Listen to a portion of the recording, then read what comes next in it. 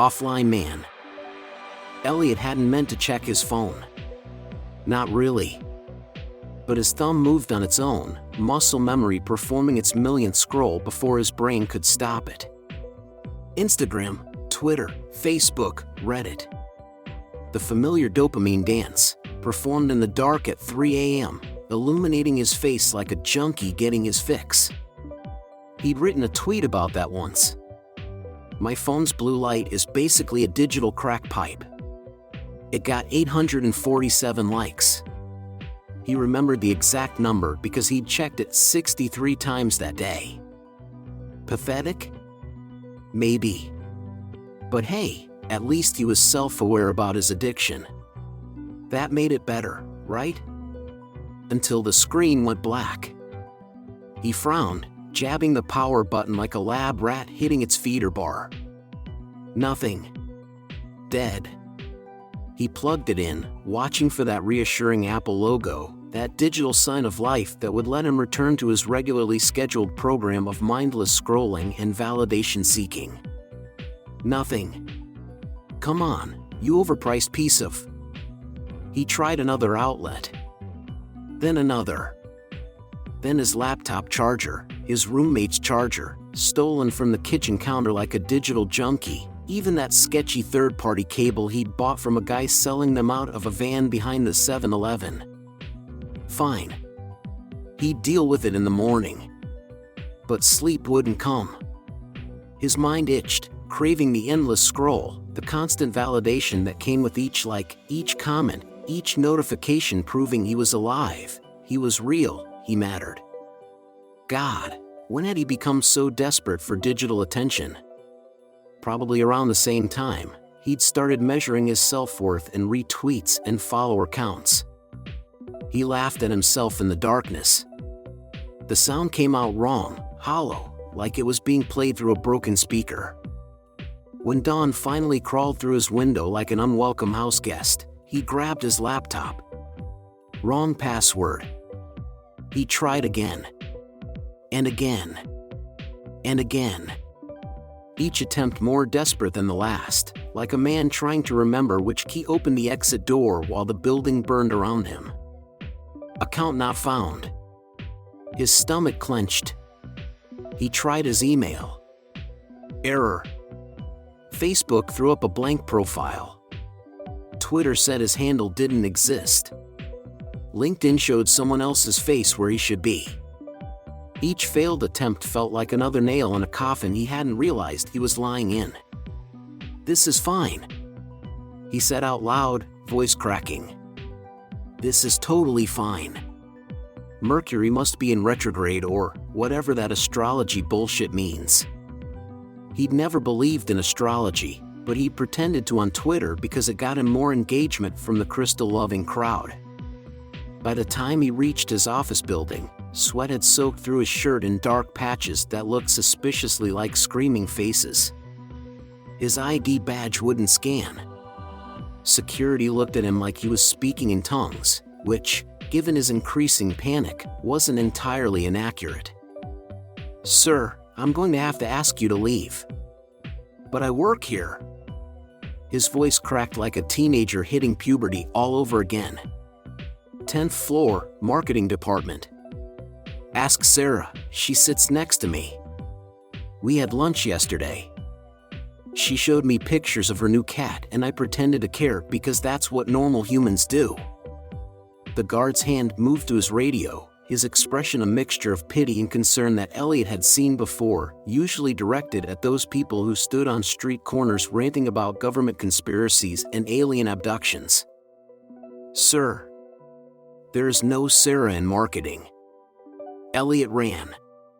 His fingers trembled as he dialed his mother's number from memory, probably the only phone number he still knew by heart in this age of digital contacts and autofill.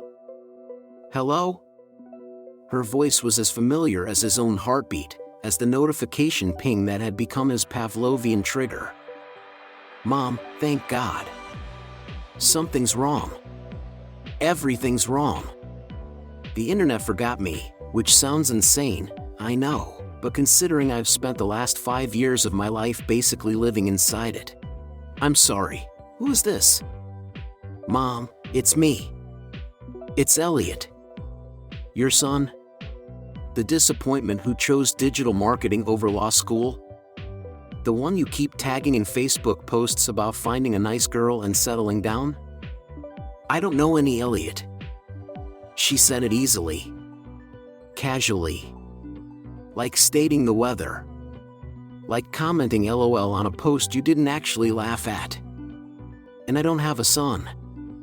The phone slipped from his numb fingers, hitting the sidewalk with a crack that sounded too much like laughter. His apartment key wouldn't turn. The super didn't recognize him. His wallet felt wrong in his hands. The cards were his, but the name, the photo, not him. Like someone had photoshopped his existence and hit save without creating a backup. That's when he saw it. A figure across the street.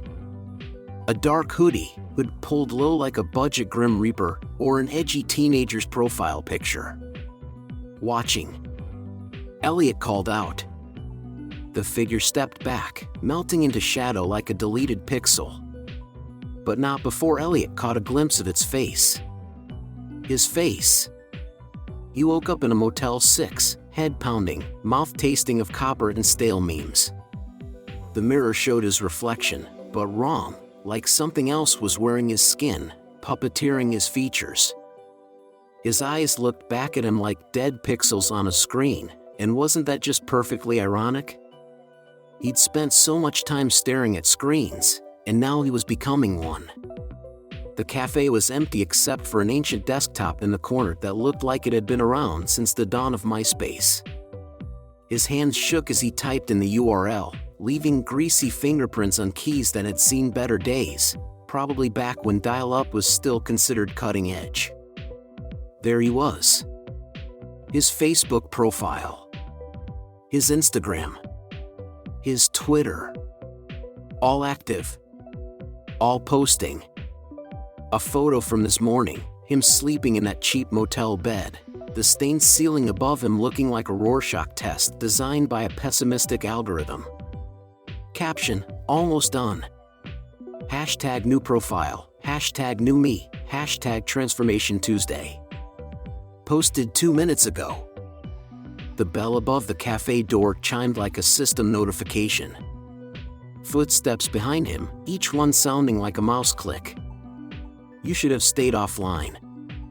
His own voice said, but digitized, compressed, like an AI trying to replicate human speech. "But you couldn't, could you?" Always had to check one more notification. Send one more tweet. Post one more story. The internet wasn't meant to be a home, Elliot. But you moved in anyway. Elliot turned. The thing wearing his hoodie smiled with his mouth, but the expression was wrong, like an emoji come to life, artificial and cold. "Some spaces," it said, reaching out with fingers that flickered like cursors, "weren't meant for humans. But don't worry." Its smile widened, pixels shifting, reformatting. "Your profile will stay active. Your friends won't even notice you're gone. After all." It leaned closer, its breath smelling of binary code and broken dreams. When was the last time anyone actually checked if there was a real person behind the posts? The screen went black. And Elliot? Elliot went offline. Permanently. Hashtag rest in peace, hashtag gone but not forgotten. His last post got 1,000 likes. He would have loved that. If only he'd been around to see it.